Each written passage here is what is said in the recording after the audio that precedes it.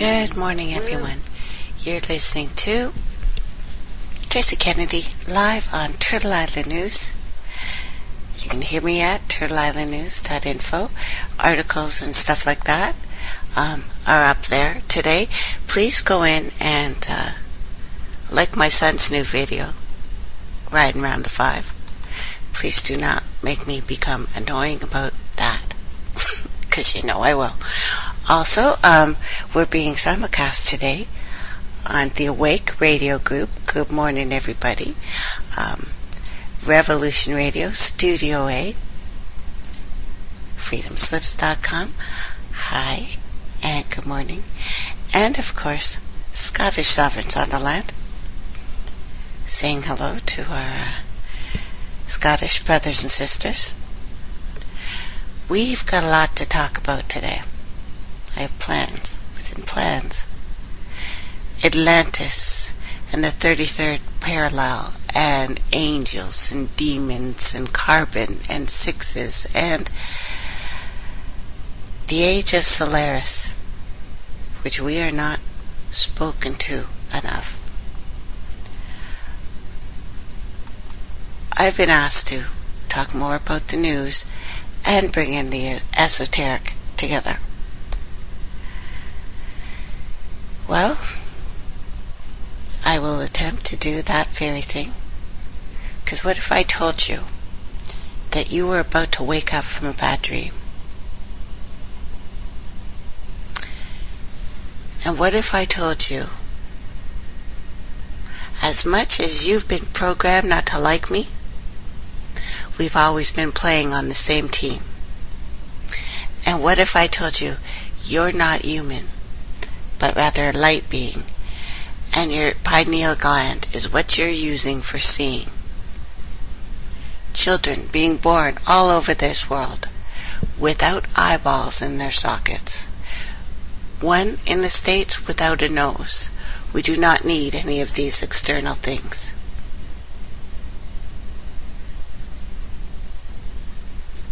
And I think you know what I mean. And what if I told you we co-create realities, new ones, different ones, constantly, and it's only the sense of awe that says whether or not we are going to get sick, the goosebump factor. There has been a link, as long as time has began, between negative emotions and ill health. Researchers all over this world, Berkeley, Canada, United States, England, South America, setting out to discover exactly what compassion and joy and love and so on does to the secretion of an enzyme that causes inflammation in your body. One correlation has been found across all boards, any color, any place, any economic value. It does not matter where you are, who you are. One thing, the sense of awe, goosebumps. There's something about that. It seems to have a profound and pronounced impact on all markers related to inflammation. Most of us think of awe, the sound too, as something felt maybe rarely, but we experience it far more than we think we do. The great news here is people can feel awe listening to music, others watching a sunset, attending a political rally, seeing children play, eating something nice, kissing, smiling, laughing. And that's all you have to do to physically change yourself. You would think there'd be some magical unobtainium out there that you're looking for or you need. Your sense of awe creates your reality within your body. Right now, on planet Earth, we are putting an end to duality. And our entire galaxy has been involved in this conspiracy. And would you believe me? I mean, deep down. Do you feel me? Do you feel what I'm saying?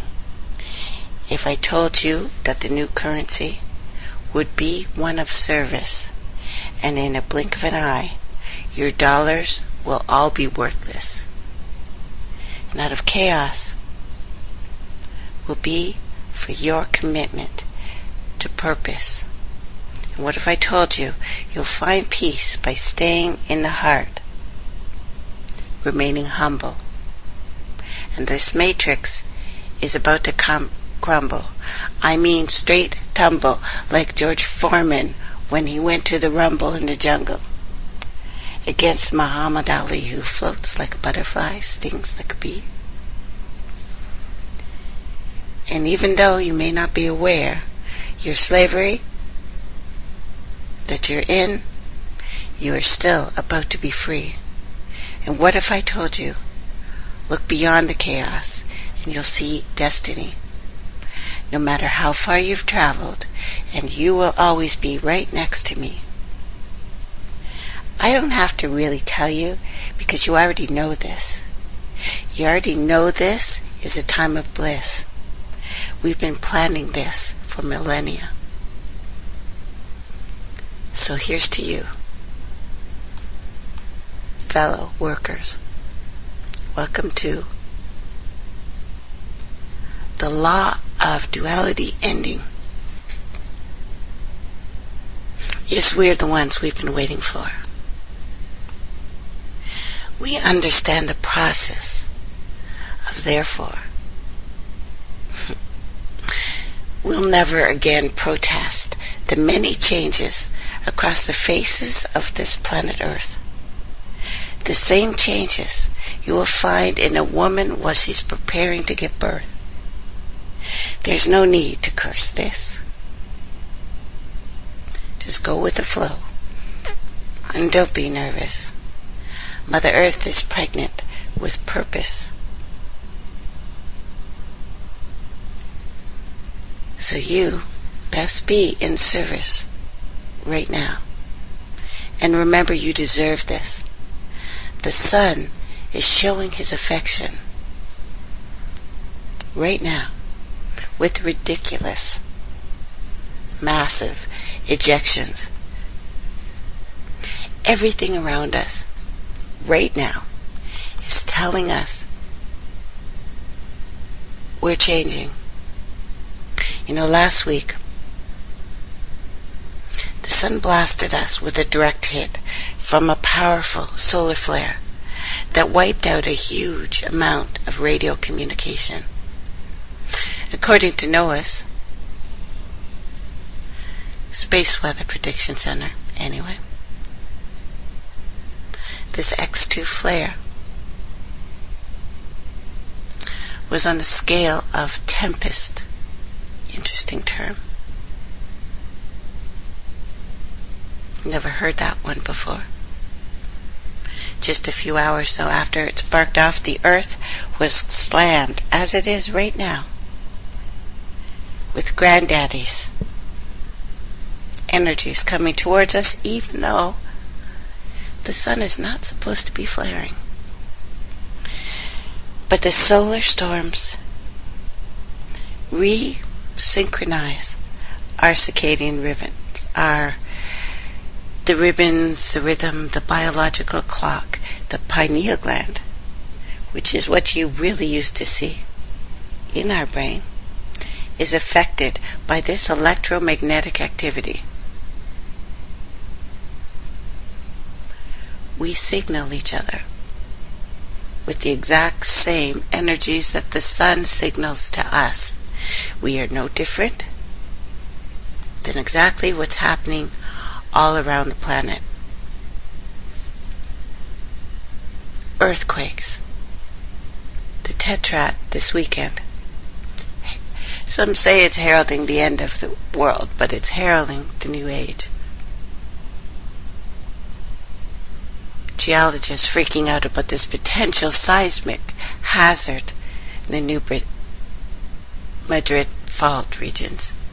Mystery, earth-shaking booms all across the planet right now. The mother is moaning, and she is writhing in a way that all women have done since birth ever happened.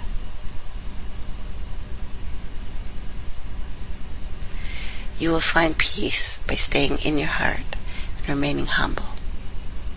Yes, this is about to crumble.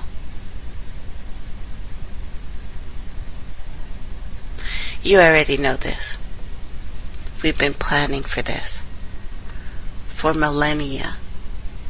Everything that we've looked at has told you this was coming.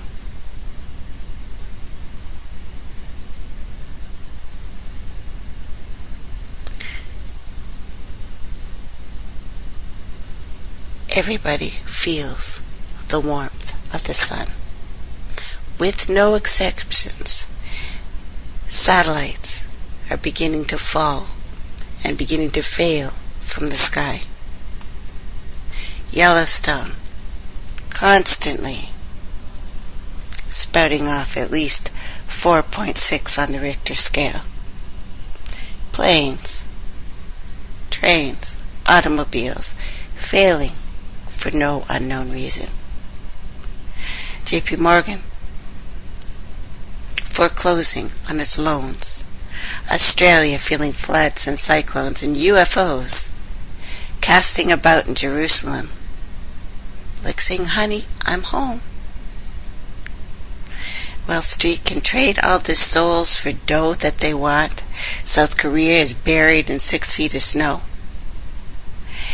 All the ancient peoples, all the peoples of the North have been telling you the magnetic poles have shifted. And the veil is lifted. And real housewives are actually bawling right now.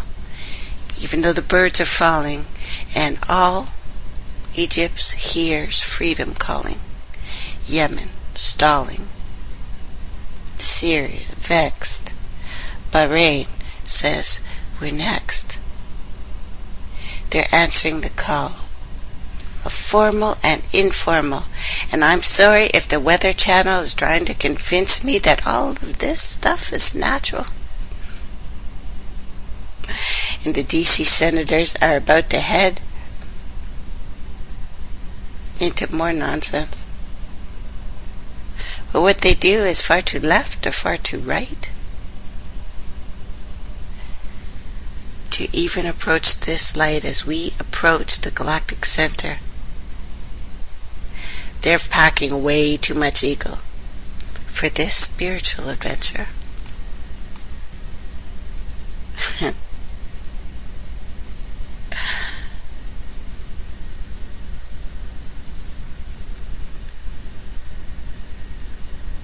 You will find this time, this new energy cannot be dismissed, and it is futile to resist, with all of their iron fists coming to clench us. Canada and United States trains, military, approaching towns as we speak. But all of this was foretold in the eclipse, this wave of light that does not merely instruct the darkness to step aside. In fact, the darkness gets transmuted by the light. It's like a divine loving energy that says, don't worry, I got you. And immediately starts opening your heart chakra. You may even call your ex and say, I'm not mad at you. I enjoyed the experience. Before we both look at that door and call your boss and say, the paycheck was nice, but I can't do this nonsense anymore. Your neighbors say, quit your job in this economy, you are crazy. You say, no, that's just the way the heart chakra gets down, baby. In other words, if you want your life back, There is now an app for that. Because with this new energy, you have a new knowing. And knowing that you're divinely loved and cared for. With such a knowing, you can no longer be chained by paper. So let your spirit free. Free to be what you came here to be. Infinite possibilities. So step outside your little box that this society gave you. You do not have to become anything. You have to unbecome what they made you. The term Jew can no longer define you. Not black or white or Muslim or Christian or Democrat or Republican or socialist or black-fisted independent pissed off. It's all meaningless. You are way beyond definition because you, my loves, are limitless. Operated with your open heart. So you are now selfless. Now the words that you confessed immediately manifest. It is impossible for someone to be depressed in your presence. If you smile at a child, they become eternally blessed. Because telepathically, your thoughts get expressed and permanently sewn into the fabric of all that is. You see your freedom smiling. And give a nod, for this is the first time in your life that you realize you are God. Do you know how powerful we are? We have to be powerful because they have done everything to hide this from us. A simple fact, we do not need our eyes to see.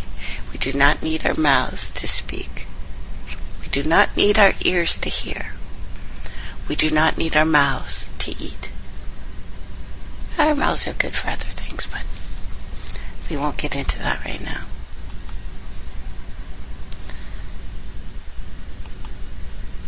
And I don't think that the majority of you have forgotten your mission.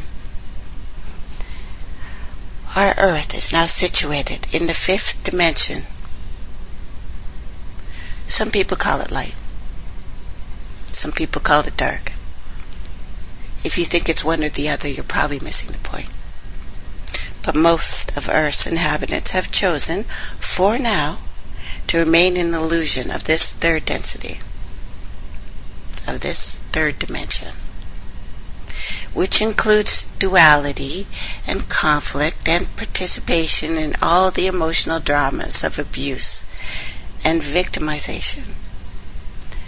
In the 5th dimension of light, the perception of unity and interconnection becomes more important, as does creating a peaceful and sustainable society.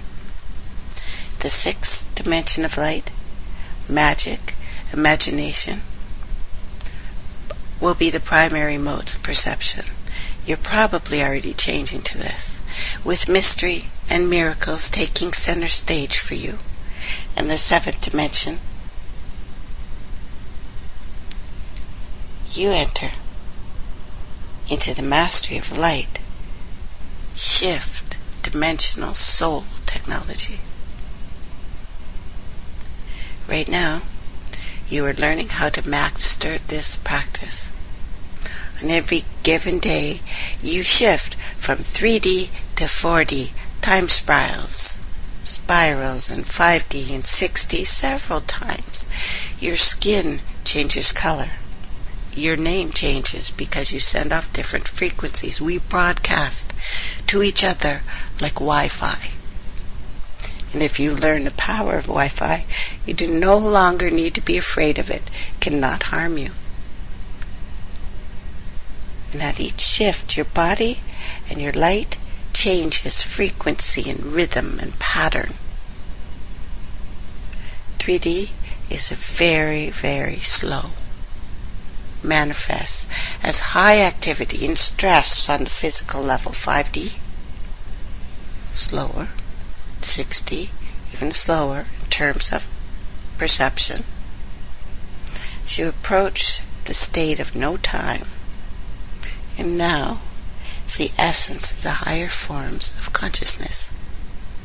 The shift between high activity and absolute stillness can create a sense of dissonance and anxiety. Many people right now feel anxious and blocked and looking for a reason why nothing is happening, when in fact they are experiencing deep peace at the higher dimensions of this new consciousness. And many of you have chosen, on a soul level, to continue to have adventures in this 3D, while also living and creating in the higher dimensions. This is the essence of multidimensionality. They say they've discovered that. You've always known. You've always lived it. It will take a little time for your body and mind to become accustomed to these time phase switches between levels of perception and frequency. Nothing to be afraid of. Do something different for a change. And don't believe them. This is solar expansion. The Divine Mother. Multi-dimensional experiences. In my beloved family, as you prepare for the powerful incoming energies and ellipses, as we've passed through the eyes of March, you are currently feeling the effects of dynamic activity and expansion in the sun and in the solar system. This is the time of Solaris.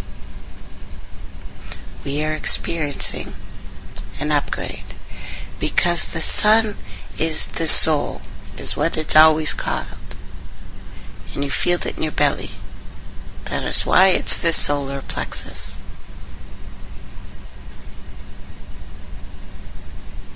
It is an upgrade for the light body field, if you want to call it that, to bring in harmonic resonance with the new galactic cosmic codes transmitted from the great central sun, the dark sun in the center of the galaxy, the black sun. This process being guided by energies we've forgotten, but the golden rose galaxy Milky Way itself. As these adjustments are made to the light body of Solaris, it will of course be felt in your own body, on the planet, as we move with the Mother, who is about ready to give birth to the cosmic egg. It's a powerful process, and you feel it in your pineal gland. And don't worry if it's calcified. This is just another carbon structure. It is the diamond, and you need this. It will resonate in another chamber, just like your pineal gland will resonate. It is not harming you. You need it. If you have it, you need it. Your body is not made by accident. Anything that you have that they've told you is an illness, you needed it. Either to slow down or to pay attention, but you never needed to pay for that. When you give attention, it's free. This is initiating a recalibration of the frequencies of this entire solar system into the aeon of Solaris. It's powerful. You need to, or try to, you don't really need to do anything, but for a short period you might experience tension and anxiety, maybe even depression and dizziness and interrupted sleep patterns and intense dreams. You might experience old patterns of fear associated with holding and embodying. But you still will get glimpses of your own inner divinity to this outside world. And yes, I said, you are God. I'm going there today. But if you can ease into this recalibration, it's just in preparation for the big shifts on the planet that we have been told about by everyone ever to write to us and leave drawings on the walls. The light bodies and the transformation of the physical body. It's already happening. It's about transmitting more of the diamond light that is being received from the galactic center into the galaxy via Solaris to the Earth. It will allow you to become the diamond light crystal beings who are emerging on Earth in this new reality. You do not have to be born this. You've always been this. And you can choose this activation of the diamond codes on Earth that has reached a stage where twin flame or sacred heart union is being fully achieved. It is an internal union where the divine feminine and the divine masculine come together in sacred union to create a new reality. At this time, it is the Great Mother whose energy is being felt the most strong as Ma'at, the keeper of the cosmic balance. She's awakened in many people. This is an intense energy that expresses itself often as the void, emptiness, nothingness, just prior to manifestation. It is the Abra, before it becomes the abracadabra. For many, having to embody the void is frightening. We haven't been prepared for this. We've been prepared for fear, right? But to embody this divine energy is to embody also a nothingness and to be at peace, to be a part of the cycles of existence. Do not fear that you are blocked or stuck or you are a failure. It is simply time that you are being in the void in order to facilitate the birth of something new into the light. Being able to hold this void in balance with creation and manifestation is the work of the great cosmic mother. To hold that energy within yourself is to embody this. And as the embodiment of the divine feminine, you are facilitating the balance of all life. You become the Qui-Gon Jinn, if you like, conduit for love, compassion, the bridge for energy that loves and nurtures all living beings. Family,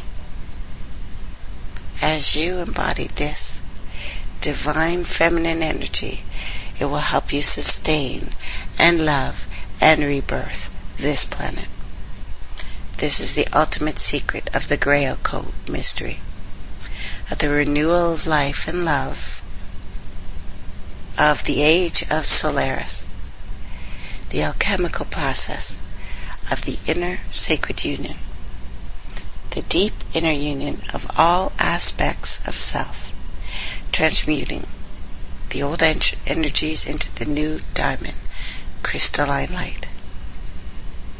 As you embody the Great Mother, which you will do whether you're male or not, female or not, both or not, you become the grail and the chalice for the diamond light.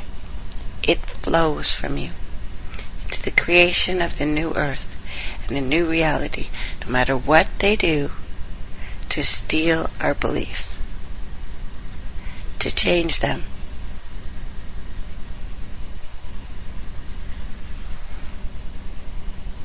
At the same time, you are working with these shifts. You are also becoming familiar with your abilities as multidimensional masters of light and dark. This is requiring you to become highly skilled in shifting dimensions as you shift timelines and time phases. You probably need less sleep because at least half of ourselves never sleeps. The only reason we have a wake time and a dream time is because we are divided. This too is changing. You need less sleep. You will need less food.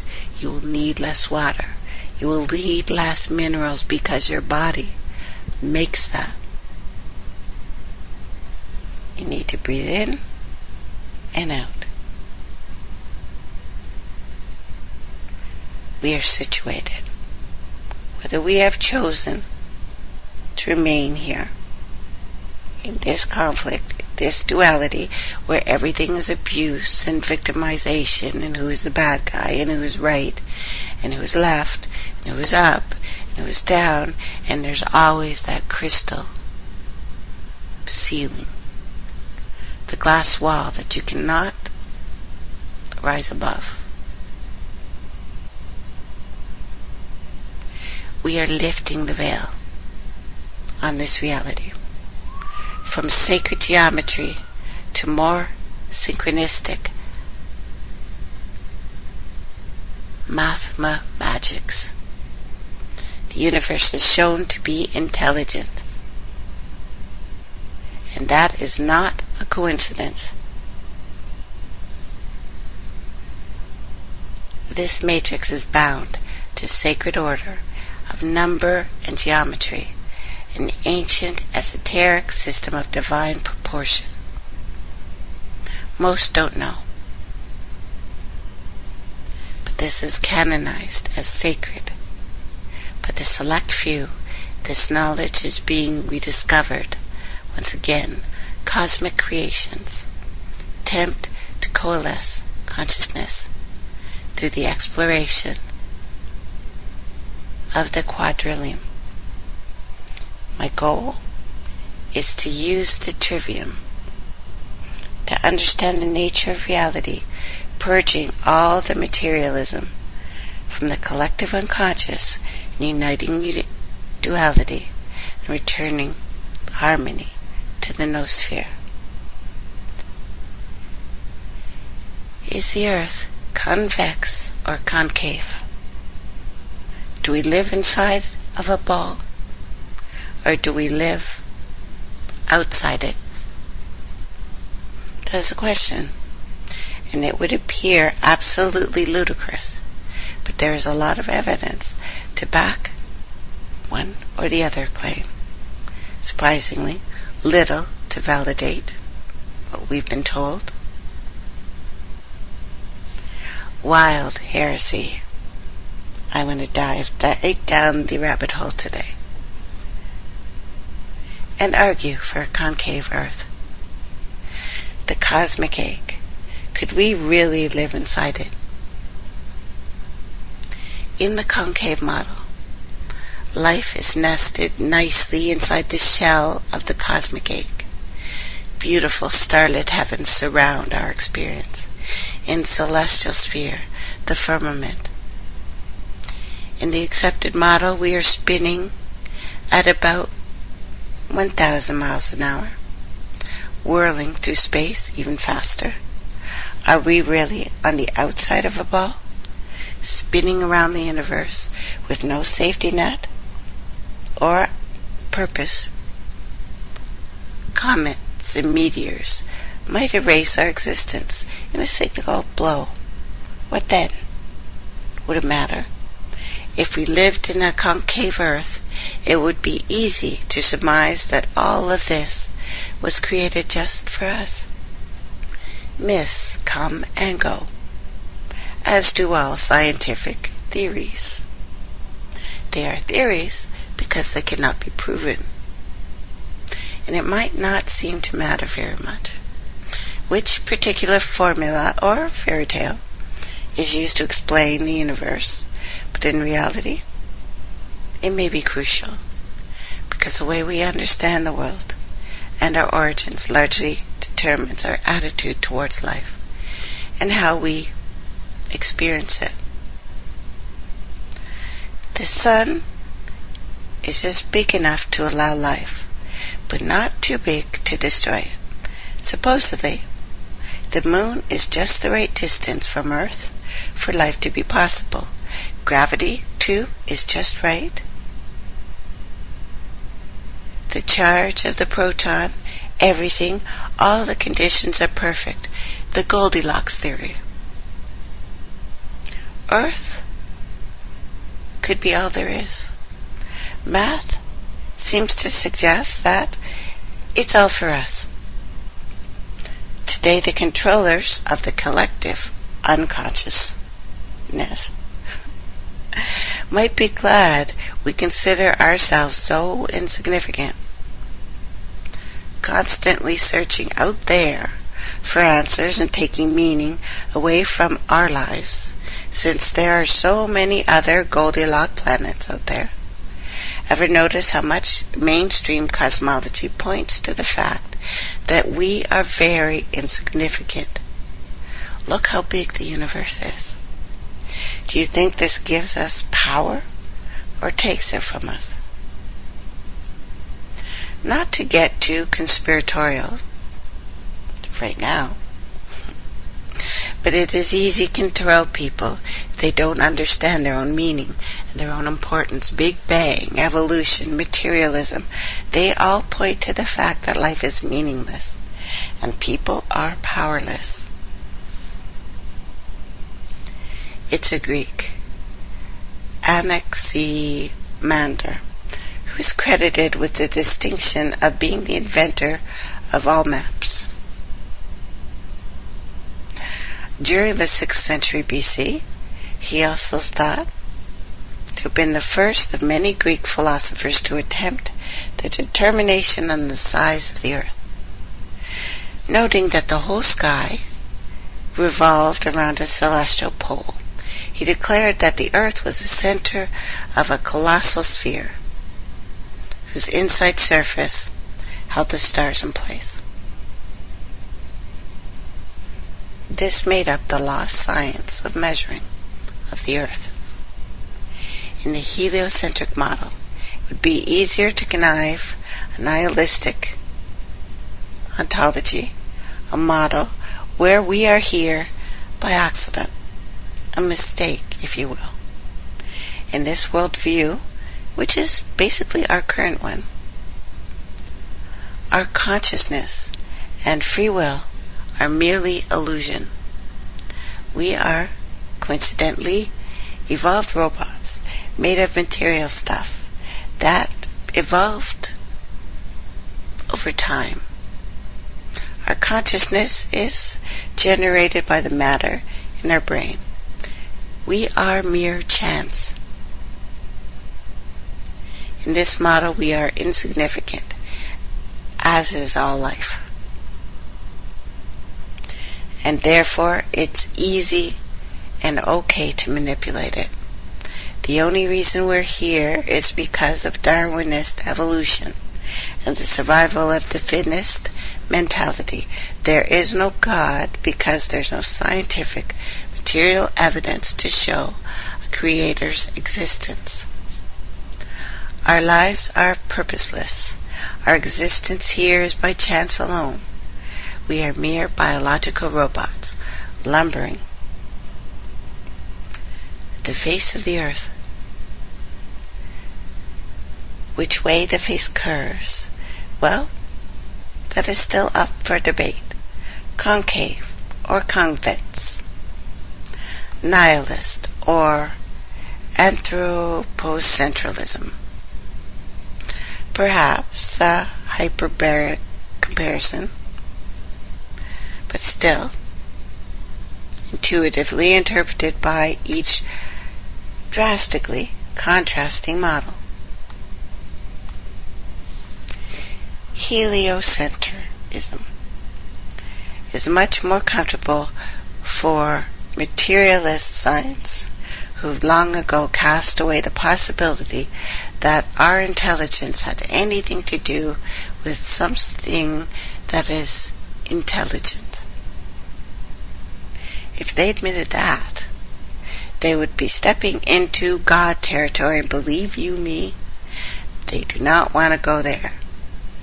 It's easy to explain away every coincidence as evolution, junk DNA, dark energy, quantum physics, string theory. The fact that every condition for life is so perfect, and from the apparent distance to the sun to the charge on the electron, these all just coincidence, accidents. This would eventually happen anyway. There is no significance to it. You see, everything evolved from nothing, and accidents just take place. Although their idea of nothing is not my idea of nothing. Their nothing has nothing in it. My nothing has everything in it. So I do not believe in their nothing, although I believe in nothing. It's not that nothing. Moving on. We even coined a name for the uselessness in asking why we exist. Seriously, it's called anthropic principle, a logical fallacy and a cop-out for intelligent design. It pays to keep an open mind, but not so open your brains fall out and make a mess all over the floor. I'd like to keep an open mind and not have someone tell me that it is too open and my brains might fall out. Who decides how open my brain could be? Ted from TED Talks? A priest? A king? A queen? A president? No. After all, your mind, like a parachute, works best when it's freaking open, or you're going to die.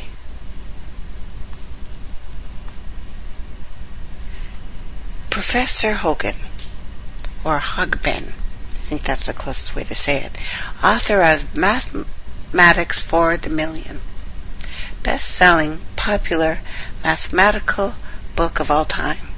Believe it or not, they have one of those.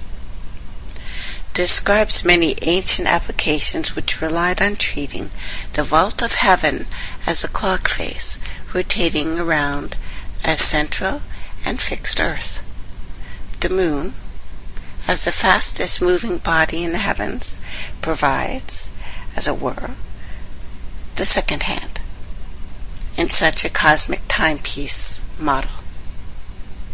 The wheel of time, the wheel on the bus going round and round, sort of idea.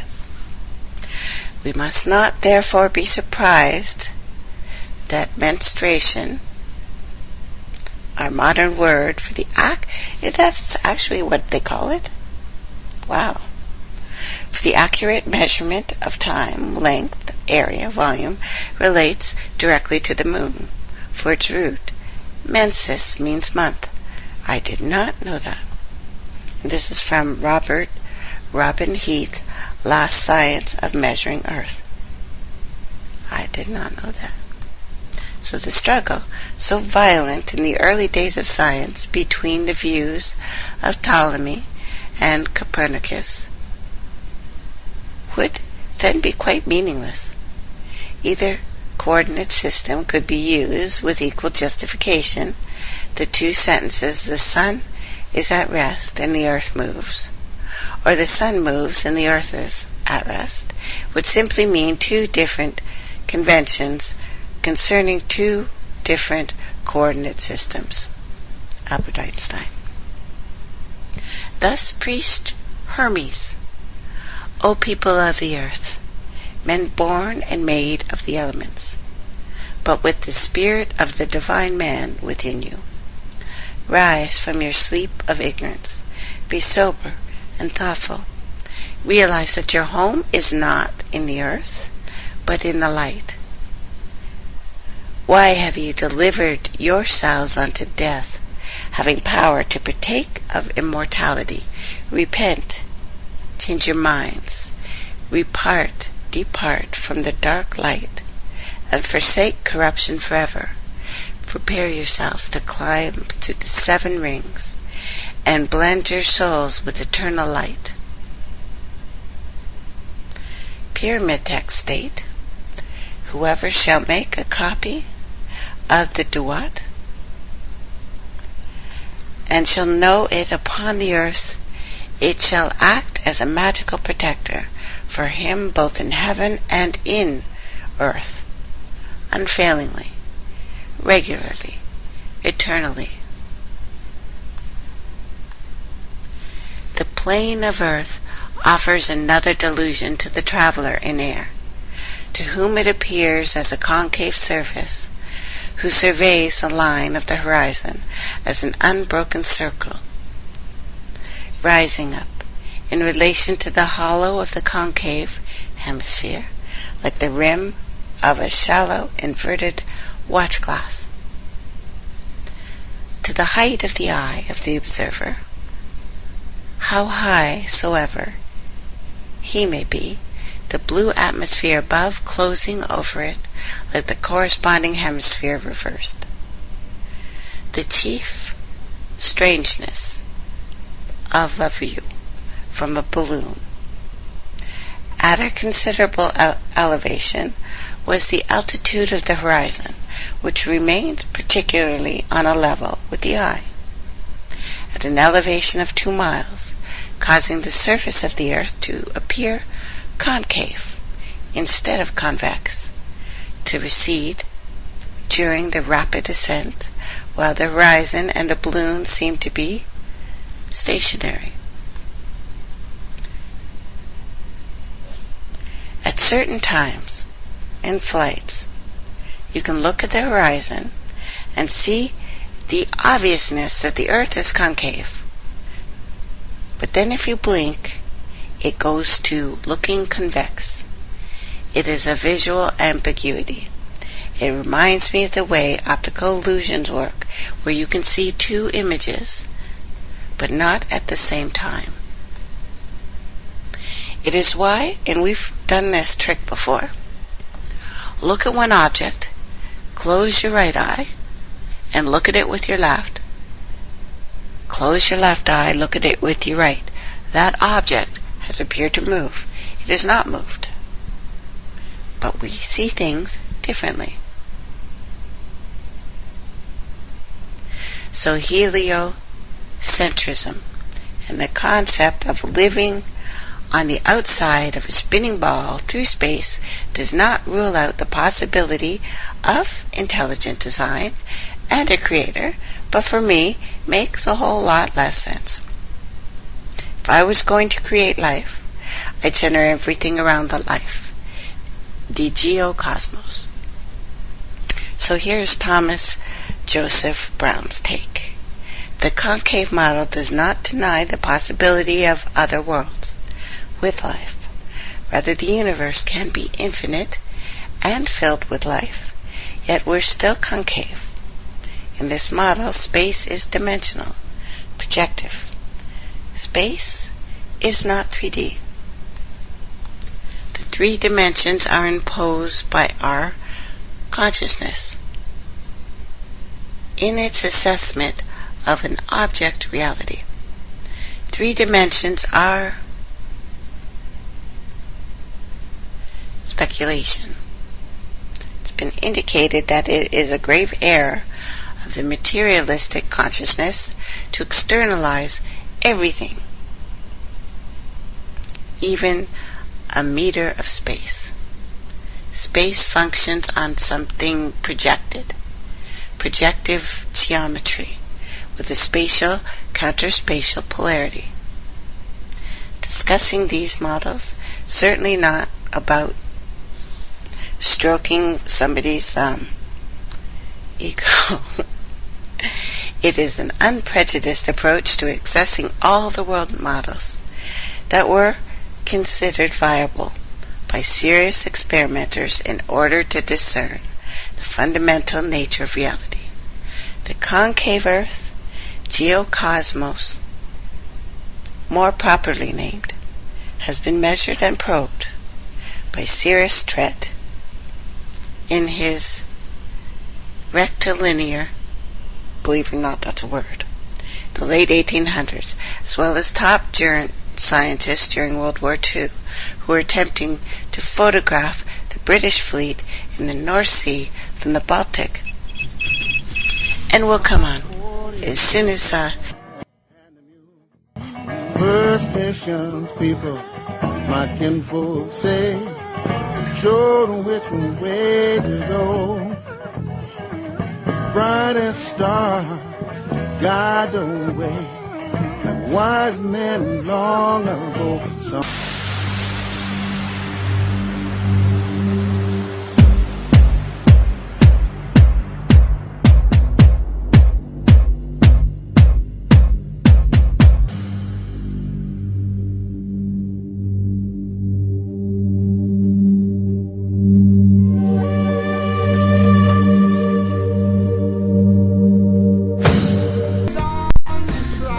Everyone, you're listening to Turtle Island News with Tracey Kennedy.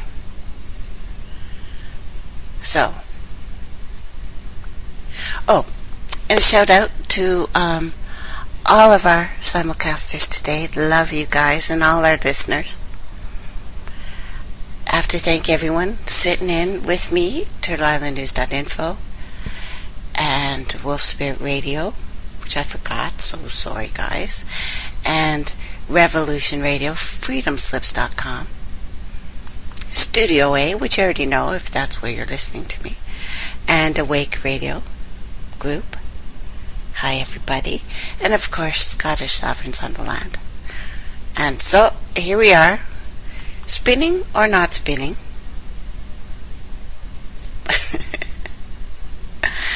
You know, it's somewhat more easy to grasp the geo or anthropocentric world, supported by all kinds of incredible evidence, much collected by all of those anthroposophistical researchers working out of Steiner's indications. Basically, all living things on the planet do have biological rhythms, and shaping from some formative forces affected by direct appearance and the motion of the planets and the sun and the moon as perceived from Earth. And what if the Earth is actually spinning and going around the sun? This could be true. Perhaps they are all true from a certain perspective. Quantum physicists claim that our observation of reality directly affects what is observed.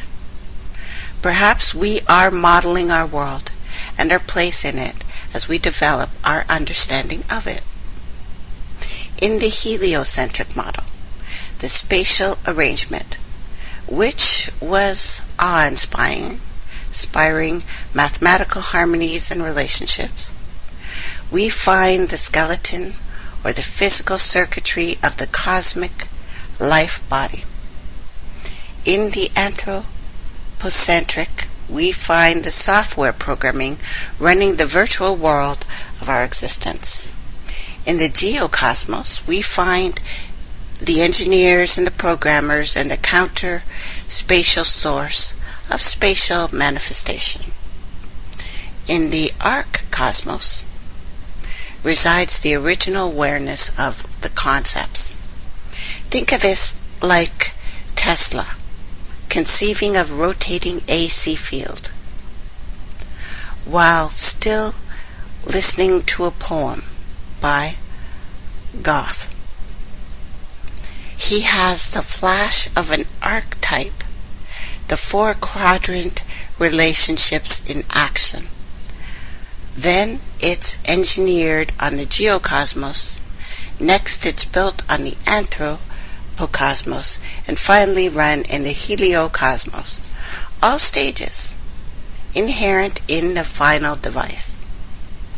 So far, we have this heliocentric, the geo-anthropocentric, and the geocosmos. Need a fourth to fulfill the archetype. In what we look at, the flat earth, in the projective geometry, which is all-inclusive Euclidean coordinates, are but subset. All planes are sections of spheres at infinity. Think it out if you can. Expanding the sphere wouldn't have to be that large in diameter before you cut out a perfectly flat piece to make a tabletop. So we are on a plane at infinity, the earth plane, as long diagrammed in all esoteric and ancient literature of all kinds all over the world. And what is this flat plane but an archetype of the world itself, the mandala, where the four esoteric forces weave our reality via generation in geocosmos, formation in the anthropocosmos, and manifestation in the heliocosmos. These are the four worlds of the Kabbalah. This is the swastika. This is the four elements. This is the wheel of life. Always four. These ideas aren't new. They're just rediscovered. What the esoteric occult mystery schools have kept hidden. Sometimes I feel like I gather secrets that are always in plain sight, like following breadcrumbs of my subconscious. Coincidence and synchronicity seem like patterns in our universal language. More and more I resonate with the idea of the Hermetic. The universe is mental in so many ways. And the theory, bringing the gap between mind and matter. I have intuitively been searching for a way to describe the things that I have felt my whole life to other people. It's been there all along, like a thorn in my consciousness, telling me that there is way more to life. And ultimately, there is only inner knowledge and self-work as we as individuals can do in order to grow. As above, so below. As within, so without. This statement, different meanings to everyone.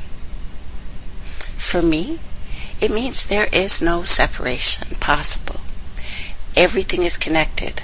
For this reason, the answer to all of our questions are much more simple than we perceive. Everyone who can exercise critical thinking and challenge everything, especially our beliefs and dogmas in science and personal worldviews, needs to pat themselves on the back a little bit. Anyone who can still do that. It's very courageous and brave to step out from the circle of peers and go against the grain. These are the people who make the difference. This is the difference between intellectuals who memorize what others have told them and repeat it as fact without using the trivium or critical thinking and just believe in things blindly with faith and true wisdom, knowing from experience and exploring both sides of every duality to find something else. A continuum within. Apollo 8, the first manned mission to the moon, entered lunar orbit on Christmas Eve, allegedly. December 24th, 1968. That evening, the astronauts, Commander Frank Borman, Command Module Pilot John Lovell, and Lunar Module Pilot William Anders did a live television broadcast from the lunar orbit. They showed pictures of the Earth and the moon seen from Apollo 8. Lovell said, "The vast loveliness is awe-inspiring. And it makes you realize what you have back there on Earth." They ended the broadcast with the crew taking turns reading from the book of Genesis. William Anders, "For all the people on Earth, the crew of Apollo 8 has a message we would like to send to you. In the beginning, God created heaven and the earth was without form and void, and the darkness was upon the face of the deep.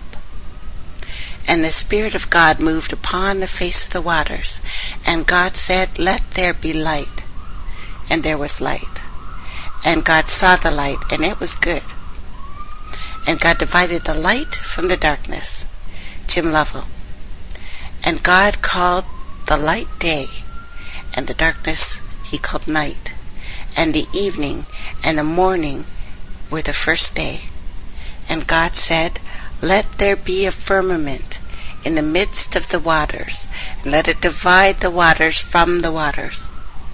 And God made the firmament, and divided the waters which were under the firmament, and the waters which were above the firmament.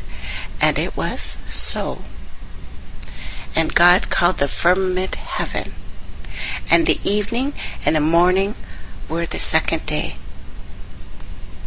Frank Borman.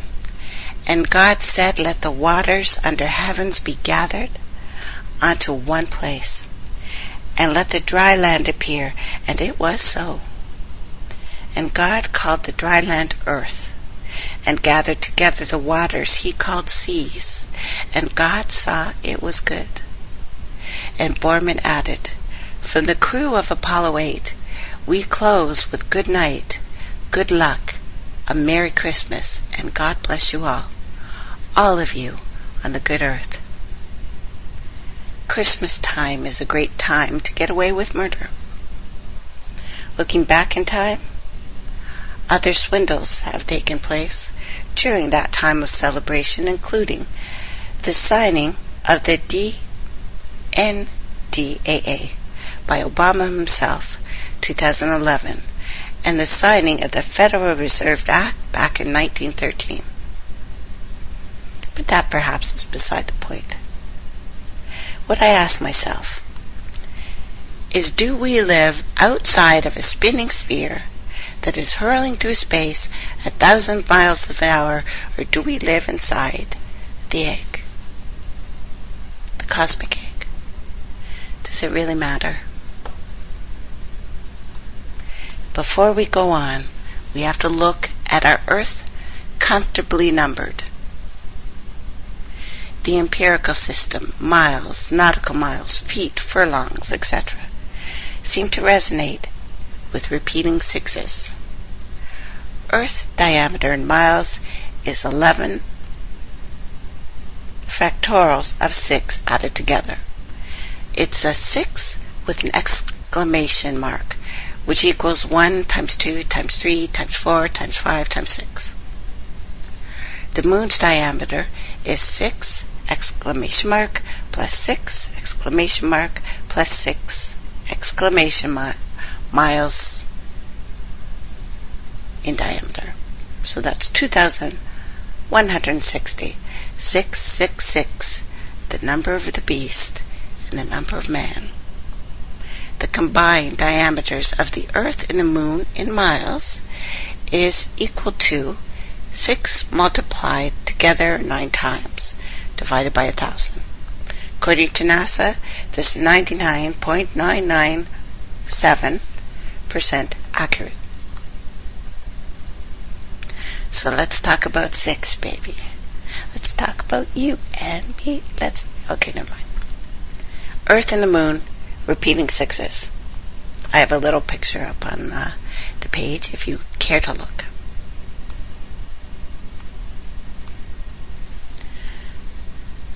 "666 has never been a scary number. The combined angular measure of the 5 platonic solids divided by the cube equals repeating 6s. Diameter of the moon, 6 times 6 times 6 times 10 miles. The equatorial circumference of the Earth, 6 times 6 times 6 times 100 miles. What is it about 6 and the decimal system and the empirical measurements that makes all this work so perfect? Now let's go up an octave. From 6 to 12. The numbers 1 through 12 are what's called the dodecad. Do means 2. Decad means 10. These are not just numbers, but qualities of reality and the structure or numerical armature of nature that nature herself uses to build herself. The 7 and the 12 are missing from the bottom radius, and they show up in the circumference. The foot is not just a mere measure of some weird king's foot. It is based on the differences and the distances from bodies in the cosmos, the earth, the sun, and the moon. Man is a measure of all things. Protagoras. Different mathematicians throughout time use different ratios just to attempt to represent pi. Leonardo of Pisa, more commonly known as Fibonacci, used 864 divided by 275, which equals 3.1418. 18, on and on and on. Fibonacci pi is 99.99% accurate when compared to the commonly accepted value of pi, which is 3.14159 la la la la la. 666, the number of man. 864, the number of the sun. 792, the number of earth. 216, the number of the moon. Pythagoras was one of the first teachers to establish a community wherein all the numbers of mutual assistance to one another in common attain of higher science. He also introduced the discipline of retrospection as essential to the development of the spiritual mind. He may have summarized, or may be summarized as a system of metaphysical speculation concerning the relationship between numbers and all causal agencies of existence. Numbers, signs, these things, developing and have been developed so that we would remember something. What? We could argue forever. We really could.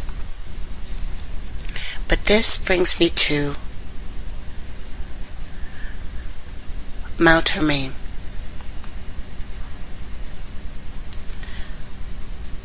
Who tells so much of our story? Hermon. In many languages means forbidden places, things, beings. So let's crack that box open.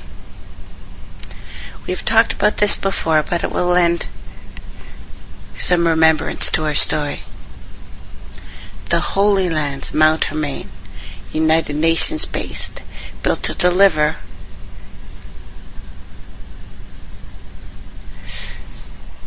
well, some would say Antichrist. I wouldn't.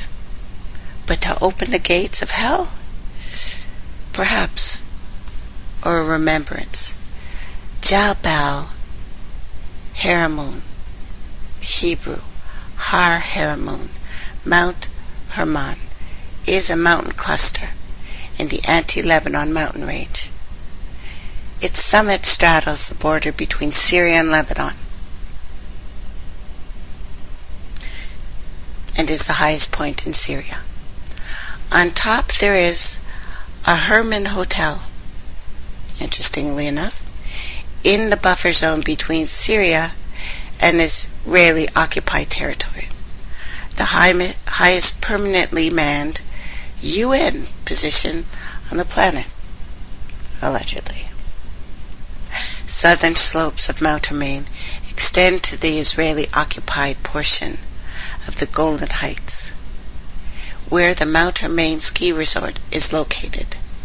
A peak in this area rising to, at least is the highest elevation in Israeli territory. Now, Peter confesses Jesus as the Christ. Jesus came to the region known as Caesarea Philippi, also Mount Hermon. We'll go through all the different names.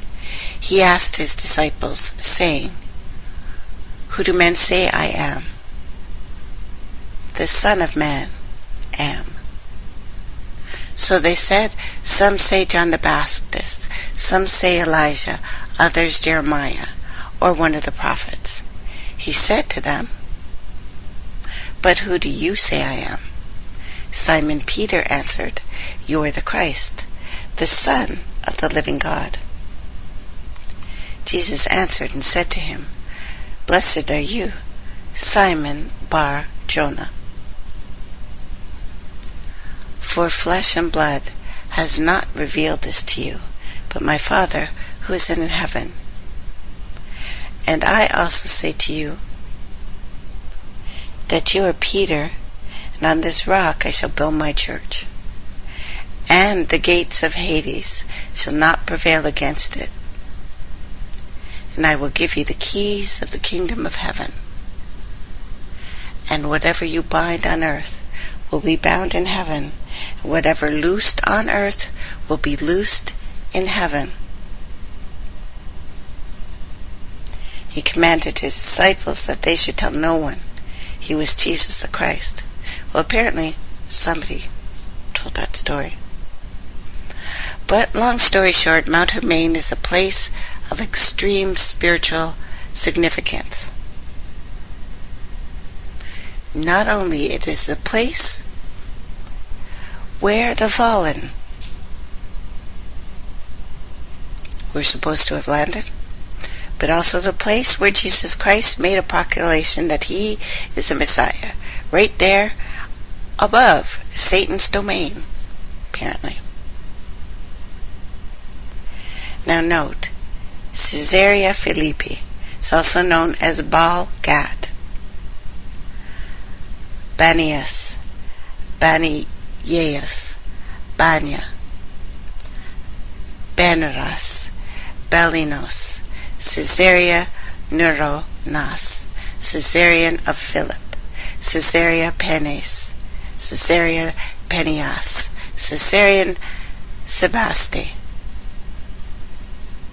Kirizion, Kursrin, David Nad Dan, Mitzvah Dan, Nurinos, Panimos, Panes, Panios.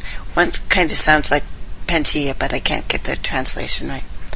Anyway, situated 25 miles north of the Sea of Galilee, the base of Mount Hermon. It's the location of one of the largest springs feeding the Jordan River.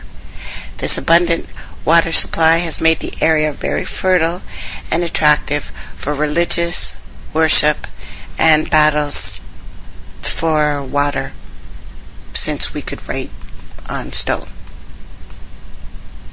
It's also known as the Grotto of Pan, that a spring emerged from a large cave which became the center of an ancient worship.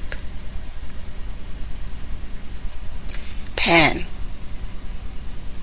later taken by the Romans, half man, half goat, god of fright, thus panic, is often depicted playing a flute, because Pan, who may or may not be Lucifer, was the god of sound, music.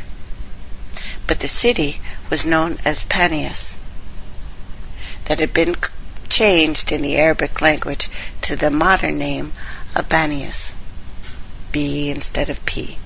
And you can understand just looking at the transmutation of words. But Encyclopedia Britannica states that Hermon means the forbidden place. Later, it was changed again to something called a portal of entry for a group of angels, evil, sentenced perhaps, and corrupted back in the days of Noah. The sons of God, the giants, the old ones, that, all the stories say, were cast down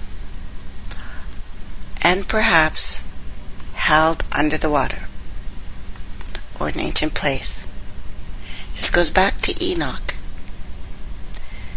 the ancient book of the giants, the interesting books of Jasser that again didn't make it in, and the stories of Enoch. Interesting.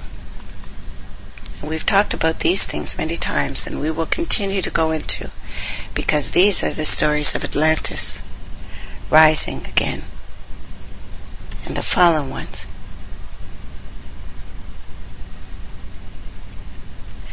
Now, Mount Hermon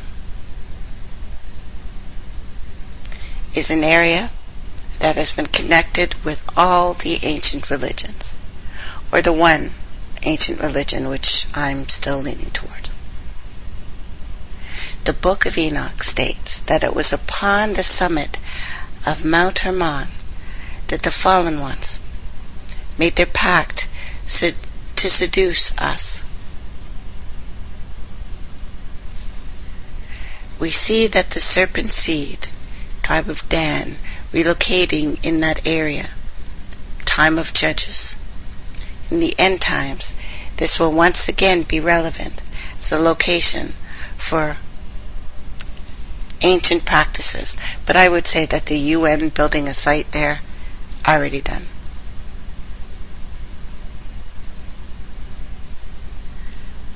Whether or not, and again I'm still leading towards this, but people will have different interpretations, as they always do, of course, that we are those beings. That we, on the 33rd parallel, got our 33rd degree at the university. That says in our spine that some of us, maybe, they did go under earth. But others of us became the fallen, walking through earth for a very long time, because, hey, we're still here. Whether or not it was 6,000 years or several thousands, we can definitely argue this one.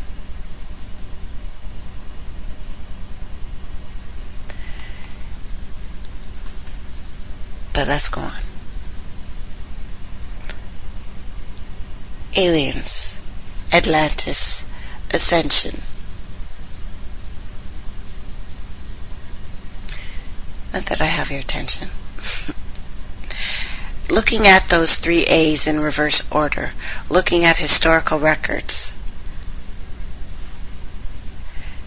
Besides, your mother should have told you to stay away from the aliens.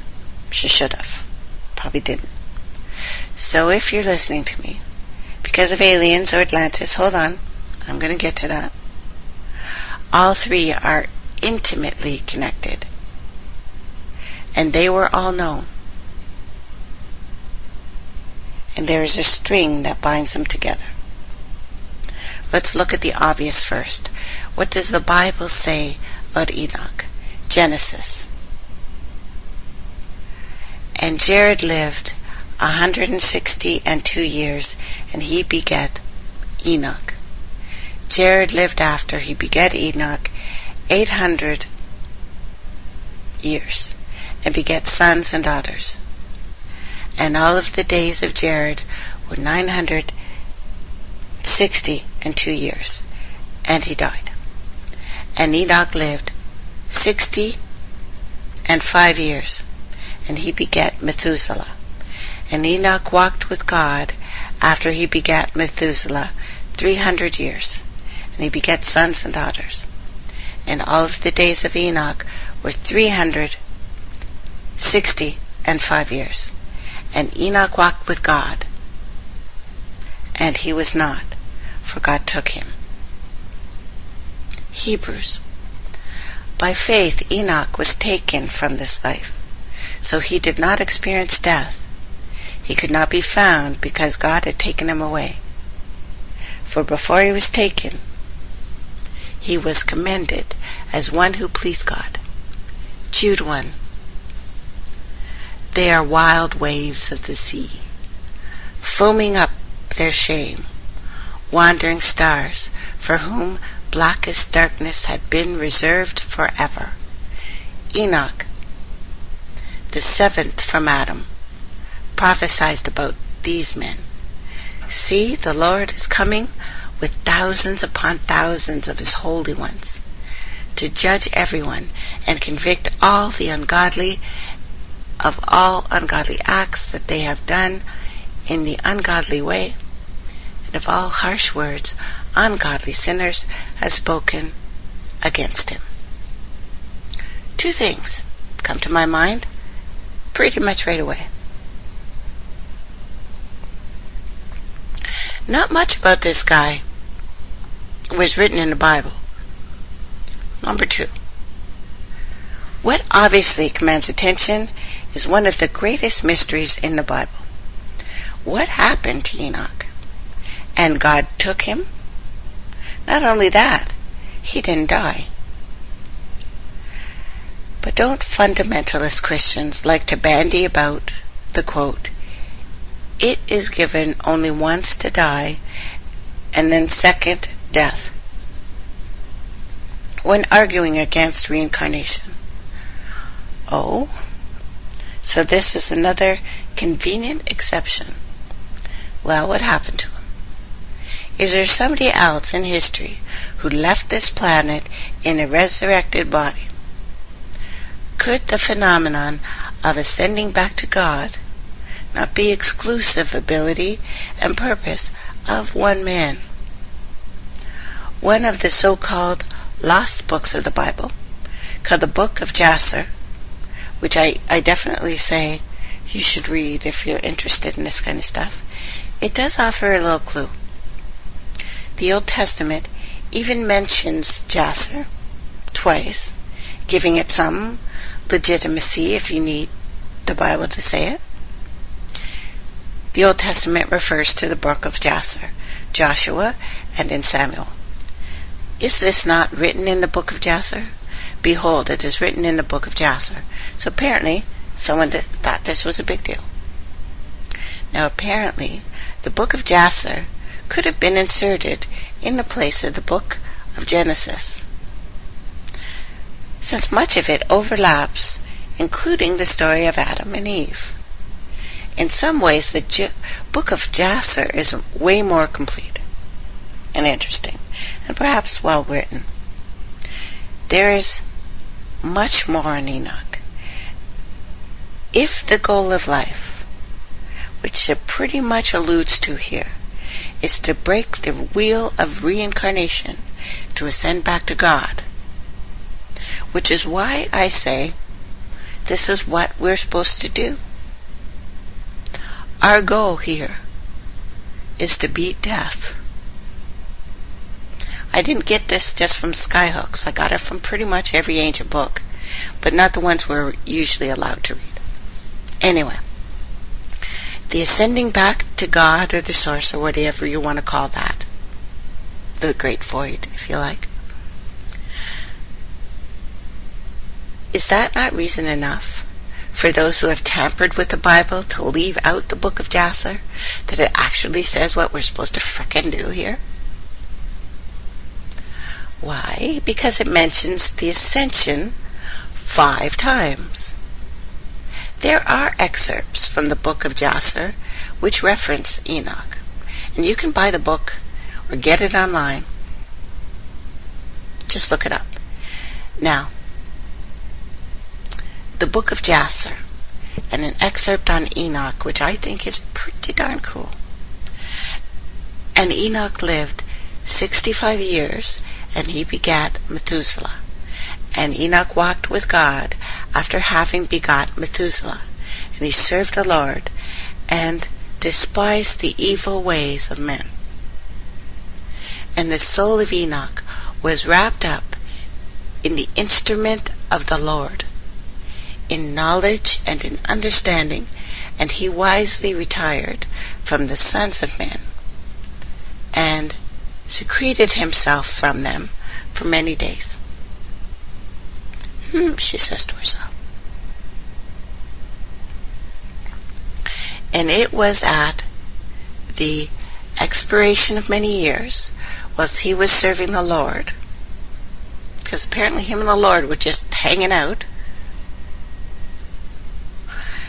and praying before him in his house, that an angel of the Lord called to him from heaven and said, "Here I am."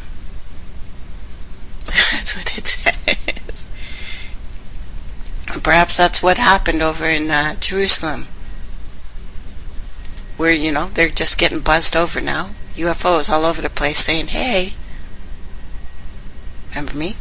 Anyway, and he said, "Rise, go forth from thy house, and from thy place where thou dost hide yourself, and appear to the sons of men, in order that thou must teach them the way in which they should go, and the work that they must accomplish, to enter the ways of God." And Enoch rose up, according to the word of the Lord, and went forth from his house, from his place, and from the chamber in which he was concealed. And he went to the sons of men, and taught them the ways of the Lord, and at that time assembled the sons of men, and acquainted them with the instructions of the Lord. And he ordered it to be proclaimed in all places where the sons of men dwelt, saying, "Where is the man who wishes to know the ways of the Lord and good works? Let him come to Enoch." And all the sons of men then assembled to him, for all who desired this thing went to Enoch. And Enoch reigned over the sons of men according to the word of the Lord. And they came and bowed to him, and they heard his word.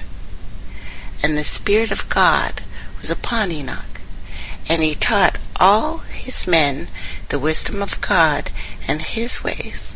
And the sons of men served the Lord all the days of Enoch, and they came to hear his wisdom. And all the kings of the sons of men, both first and last, together with their princes and judges, came to Enoch, when they heard of his wisdom, and they bowed to him, and they also required of Enoch to reign over them, to which he consented. And they assembled in all 130 kings and princes, and they made Enoch king over them, and they all were under his power and his command.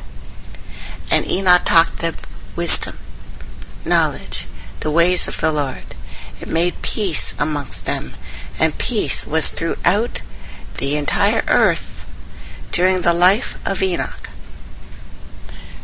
They say earth, and I haven't found another translation of it.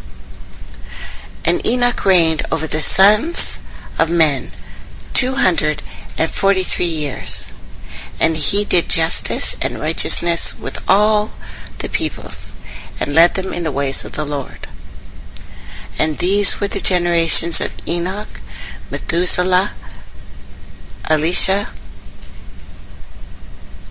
Elimelech, 3 sons, and their sisters were Melechah and Naamah. And Methuselah lived 87 years, and he begat Lamech. And it was in the 56th year of the life of Lamech when Adam died. 930 years old was he at his death. And his 2 sons, with Enoch and Methuselah his son, buried him with great pomp, as the burial of kings, in the cave which God told him. And in the place of all the sons of men made a great mourning and weeping on account of Adam. It was therefore before a custom amongst the sons of men that continued to this day. And Adam died because he ate of the tree of knowledge, he and his children after him, as the Lord had spoken. And it was in the year of Adam's death, which was 243rd year of the reign of Enoch, which the time Enoch resolved to separate himself from the sons of men, and to secrete himself in order to serve the Lord. And Enoch did so, but not entirely secret himself from them, but kept away from the sons of men 3 days, and went to them for 1 day. And during the 3 days that he was in the chamber, he prayed, and praised the Lord his God. And the day on which he went and appeared to his subjects, he taught them the ways of the Lord. And they all asked him about the Lord. He told them. He did this in this manner for many years, and afterwards concealed himself for 6 days, and appeared to his people 1 day in 7, and after once in a month, then after once in a year, until all the kings and all the princes and all the sons of men sought for him, desired again to see the face of Enoch, to hear his word, but they could not, as all the sons of men were greatly afraid of Enoch, and they feared to approach him on account of his godlike awe that was seated upon him, and his countenance. Therefore no man could look on him, fearing he might be punished and die. And all the kings and all the princes resolved to assemble the sons of men to come to Enoch, thinking that they would all speak to him at the time that he would come forth amongst them. And they did so. And the day came when Enoch came forth. They assembled and came to him, and Enoch spoke to them the words of the Lord, taught them the wisdom and the knowledge, and they bowed before him. And they said, May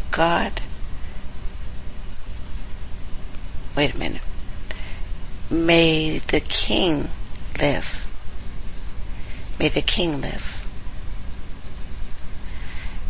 And then some time after, when the kings and the princes and the sons of men were speaking to Enoch, and Enoch was teaching them the ways of God, behold, an angel of the Lord, who came and called upon Enoch from heaven, and wished to bring him up to heaven to make him reign over the sons of God,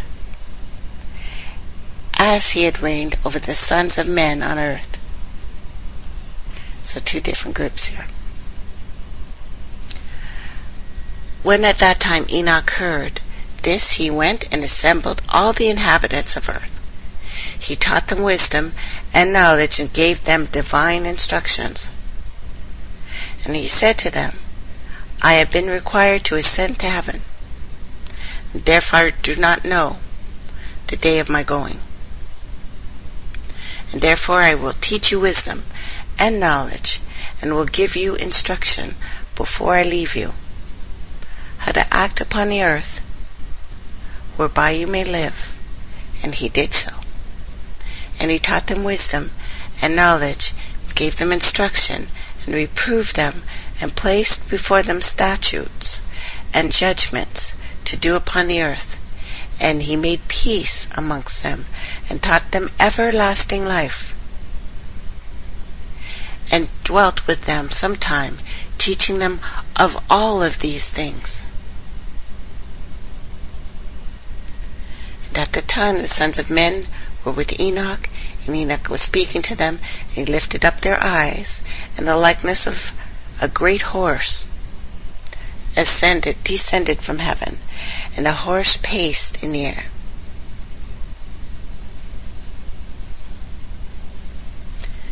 And they told Enoch what they had seen.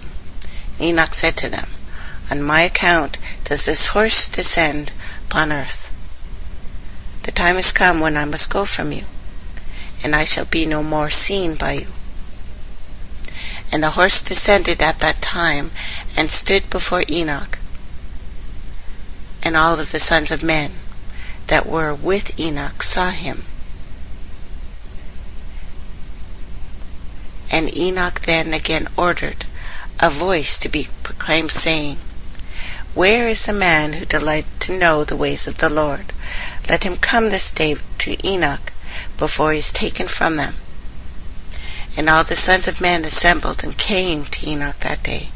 All the kings of the earth, with their princes and counselors, remained with him throughout that day. And Enoch taught the sons of men wisdom and knowledge, and gave them divine instruction. He bade them serve the Lord and walk in his ways all the days of their lives. And he continued to make peace amongst them. It was after this that he rose up and rode upon a horse. Hold on, I lost my place. It's really old writing, it's hard to read.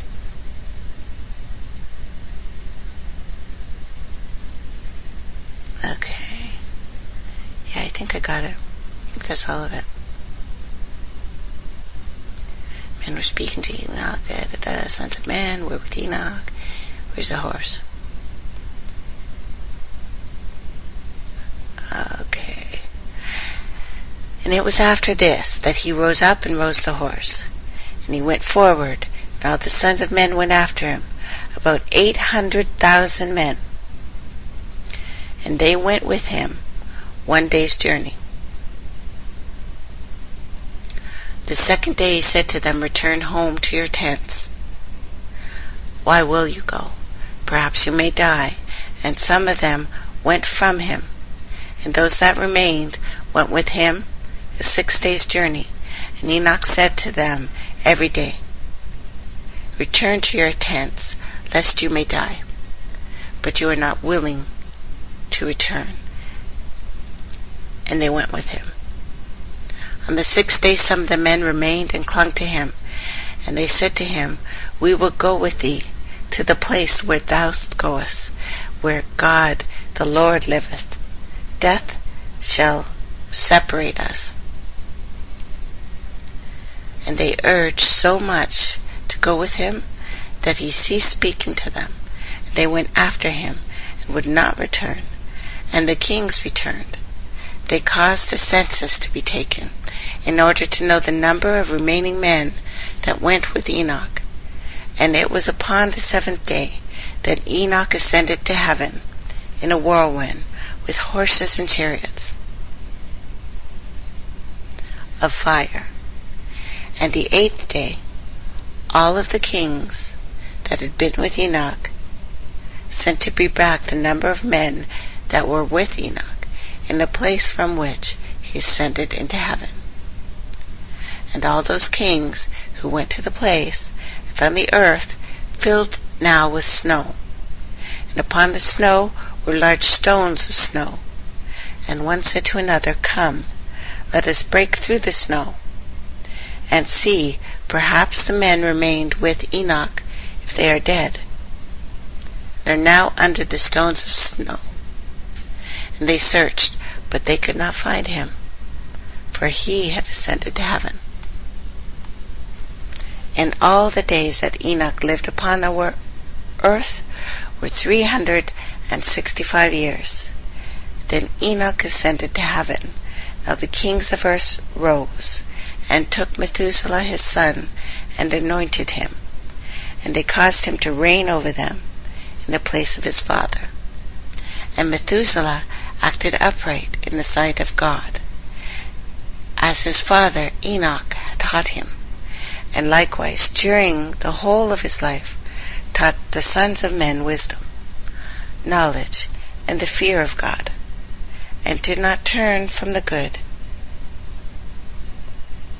either to the right nor to the left. But in later days of Methuselah, the sons of men turned from the Lord, corrupted the earth, robbed and pillaged and plundered each other. They rebelled against God. They transgressed and their corrupted ways, and would not hearken to the voice of Methuselah, but rebelled against him. And the Lord was exceedingly wroth against them. And the Lord continued to destroy the seed in those days. So they were neither sowing nor reaping the earth. So crops failed. So if you have a faint recollection of any of the biblical events, the description of his ascension above as a whirlwind with horses and chariots of fire will bring up perhaps another scenario. Much later in history, the prophet Elijah had come to his end mission. This is what happened as written in the Old Testament. And it came to pass, as they went on and talked, that behold, there appeared a chariot of fire and horses of fire, and parted them asunder. And Elijah went up in a whirlwind to heaven. Whoa. What's this? Another exception to the rule? The descriptions are word for word. We'll continue this Tuesday. Thank you for joining me today. I hope you've enjoyed it. Have a wonderful weekend, and happy Easter if you are celebrating. Enjoy your family. Love one another.